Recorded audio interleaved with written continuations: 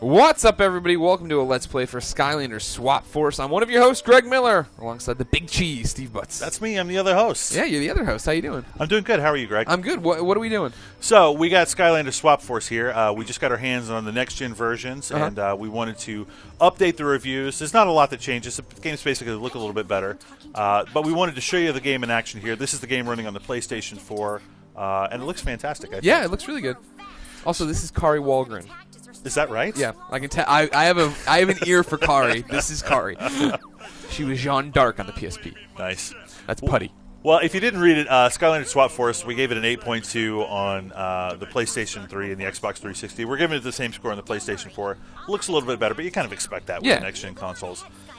If you don't know, the big deal with Skylanders is that Skylanders is a big deal. It's gigantic, right? It is a brilliant money-making move by Activision. It's also, I gotta say, a decent game. Yeah, you actually, your children play this. You play it with them. Yeah, my kids play. I don't know that this is the kind of thing like the Lego games that I would play without my kids. Yeah. Or even Disney Infinity. But for something that you're going to sit down and play with, you know, an 8 to 10-year-old kid, you can do a lot worse than Skylanders. So anyway, the gimmick in this game is you have these physical toys that you can transfer into the digital world, right? It's a heck of a money-making scheme for Activision. Has really bolstered their business. Now they got something besides Call of Duty to make money on. Because God knows it wasn't making it. I know. And they're serving demand with this game very often now. I mean, like Call of Duty, this seems to be an annual franchise. Yeah. So this third installment was done by a different team, while I guess the original Toys for Bob guys are working on the true sequel. But the new thing about this one is that you've got characters that can swap. So you've got tops and bottoms now for some of the new series Skylanders, and you can actually change them back and forth. So you got one guy, and you've got some cool powers with him that are associated with his legs. Great, you can use those legs with another person's top. So we'll show you. And like, what I like about it, right, is that it changes their name too, right? Yeah. So isn't it, like, I forget what the octopus pirate guy is, but if you keep Octo or whatever, if you switch part of it, it's like, yeah. So they've all got basically first and last names, and the last names are on the legs, and the first name is on the top. So the guy I've got here, this little owl, he's kind of a magical owl. His name is Hoot Loop, right? And so on the bottom, he's got this teleportation power, where he can kind of zip around the battlefield, and that's associated with his legs. And his top, he's got these blasts that he can fire off. So let's say I like that teleportation power, but I don't like his blast. Well, what I can do is I can take him off the portal and swap him out with the Octopus Man. The pirate guy. His name is Washbuckler. So I got the pirate top, the eagle bottom, or the owl bottom. I got Wash Loop, right? So now I've still got that teleportation power on this guy, and can zip around. But he's got a sword, and he's got a gun, and things like that. So you can kind of customize the characters a little bit. That's really cool. That's really cool. Yeah, it makes it a little more tactical, and, like, let's be honest, it helps Activision sell more toys. Sure, yeah. Which is sort of the, I won't say it's the entire game for them, but that's a big part of it. I did that. That's awesome. It's just because you have different upgrade paths for these things as well. So if I want to upgrade this pirate sword, I can do that. If I want to upgrade this gun, I can do that instead.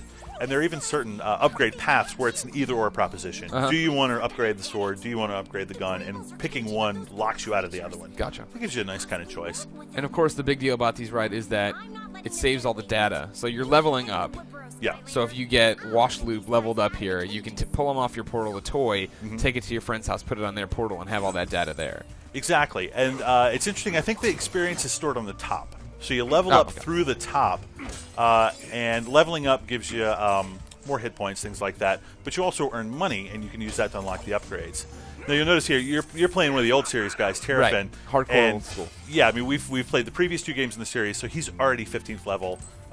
Wash Loop here is 18th level because we played the heck out of this game at my house. Yeah. But yeah, you can use all your old series toys with this. For the next-gen systems, you do have to have a brand-new portal. Ooh, so you got to get the starter pack. There's no just sort of standalone version of the game. But your toys work. But your toys work. Enough. The only one part of this that I really object to from a business standpoint is there are lots of challenges that you have to unlock, and you have to have a specific type of character to do that.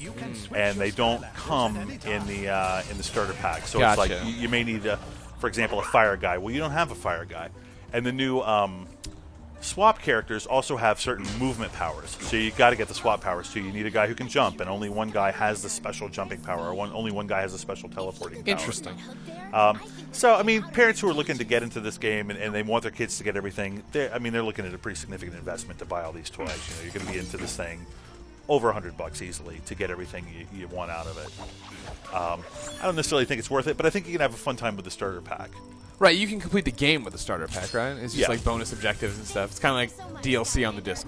Well, yeah, but like people who care about trophies and completing all the challenges, like they're going to need to get into this. Now you're speaking my language. Exactly. Now you're explaining the problem. Right. The way Greg Miller understands. When they put those dang multiplayer trophies in there, I don't want to go be level whatever in multiplayer Assassin's Creed. Come on. Exactly. But it's a super fun game. One of the things I really like about it, I mean, it's got a charming visual style, but they're really good at mixing and matching all kinds of just crazy stuff. So there's like we got one of the toys here in front of us. It's like a zombie roller skating roller derby girl, and then you saw the magical owl I had, and this pirate guy. We've got a giant robot, an elf. You're playing a shark and a bowler hat. So I mean, it's got this sort of like anything goes approach to creature and level design.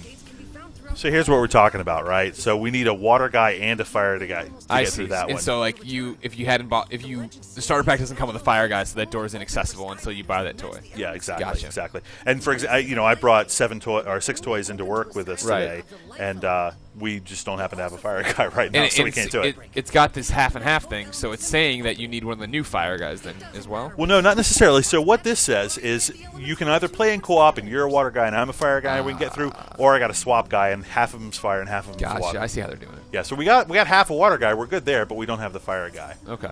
But anyway, I really like the game. Like I said, we gave it an 8.2 on the old gen consoles. It's getting the same thing here. You're not going to get a lot out of this if you're a fan of combat. It's sort of button mashy, but the animations are colorful. The enemies are kind of varied, so it makes it a fun game. But just know that if you want to get everything you want to get out of it, it's going to be a little pricey. All right. Well, ladies and gentlemen, you can check out the full review, of course, on IGN.com. But what do you think of Skylanders? Do you play it? Who's the best Skylander? Let us know in the comments. Then make sure you share the video with your friends. And keep coming back here to IGN for all the Skylanders news.